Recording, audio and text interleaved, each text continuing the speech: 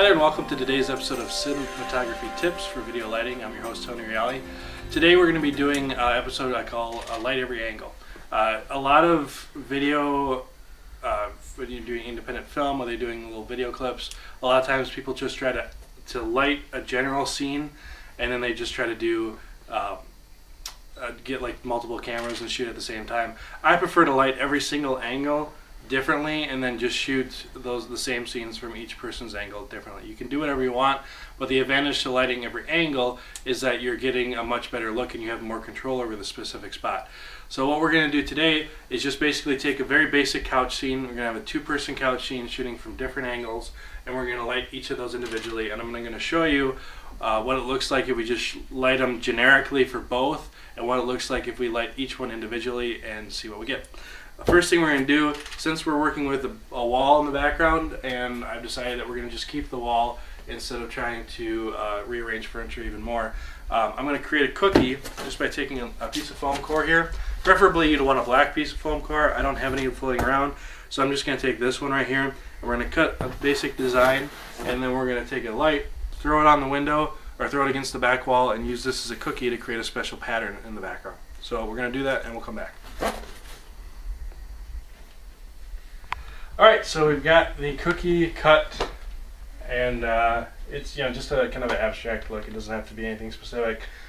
So we got the light set up here. This again is a 600 watt for now, and we're going to go ahead and flip her on.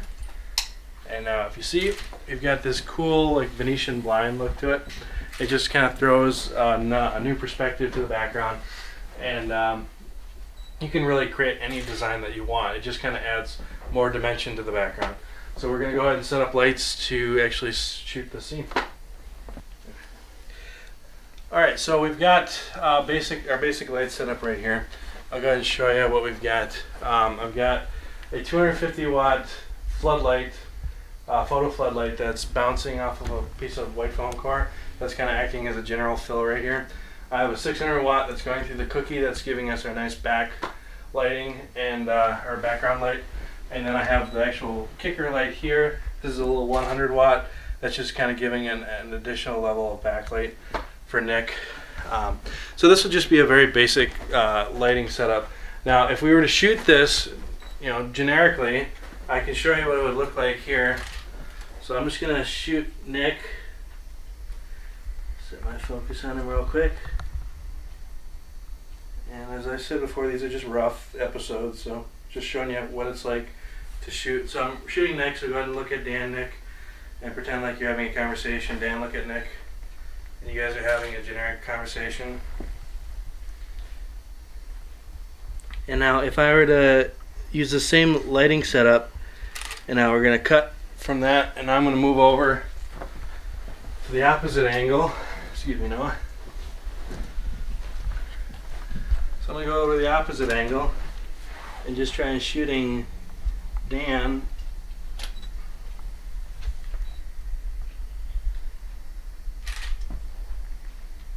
And set my focus. And now rolling camera. And Dan, go ahead and pretend you're talking to Nick. Now the lighting isn't too bad, but let me show you what's going to happen is if we go ahead and take the lighting setup that we had for Nick and go ahead and swap it over for Dan and show you how we can get a much better look and make Dan actually look good. Because that's kind of tough.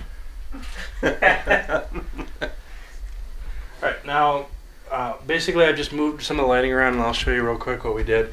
I moved the fill light here, or key light or whatever you want to call it, and moved it over just a little bit so that it was more primary focused on Dan. I also took the 100 watt light and moved this to the other side so that it was being a backlight for Dan. And I moved the cookie just a little bit so it was more apparent in the frame. And so let's go ahead and hit record and go ahead and have a conversation, guys. So now Dan is being specifically lit. Nick's a little darker. I mean, if you want to throw light on Nick, you could, theoretically. But Nick's a little darker so that Dan kind of pops in the frame. And I'm not really playing a ton with composition right now. My point is to show you different lighting techniques.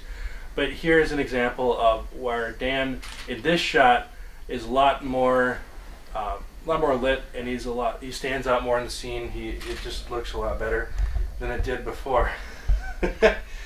And yeah, keep believing that, Dan.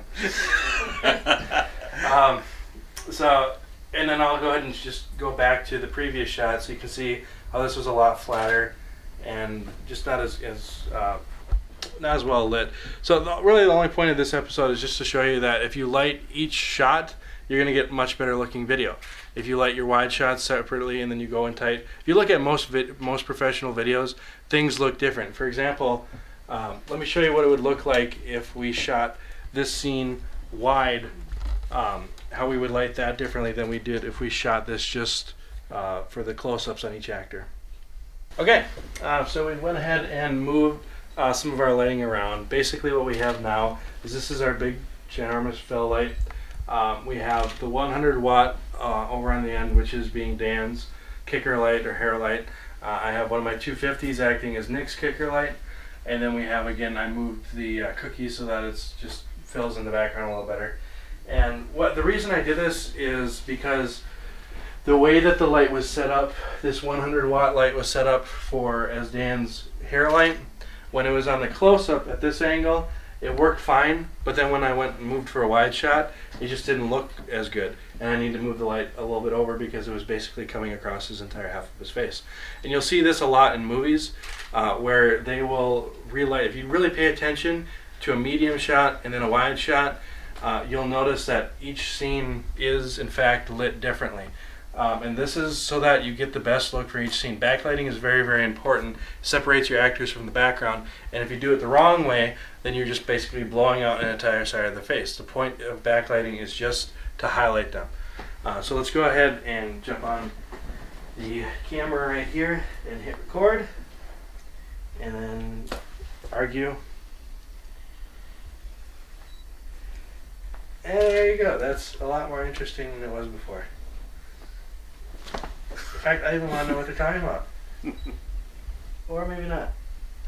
So regardless, this has just been a good example of how to light differently for each shot that you're taking. You're going to get better footage if you pay attention to the lighting of each shot instead of just trying to generically light the whole scene and try and shoot from different angles and just jump back and forth. Thanks for watching. As you heard, there's lots of pictures being taken, so jump on our blog. It'll be nextwaveg.blogspot.com. You'll find lots of pictures of the shoot, and you can find out different angles and what we've done. And then also jump onto our website to find some more work that we've done, which is creativeedgepro.com. Thanks, and have a great day. Over there, and this could be. You can do more than just video production. Yeah. Just overall life tips. Exactly. And we're gonna do this before the light comes home. Yeah. We're going to show you how to not get killed by your wife because you cut a hole through the floor. First thing that you want to do is you want to go buy some diamonds and yeah.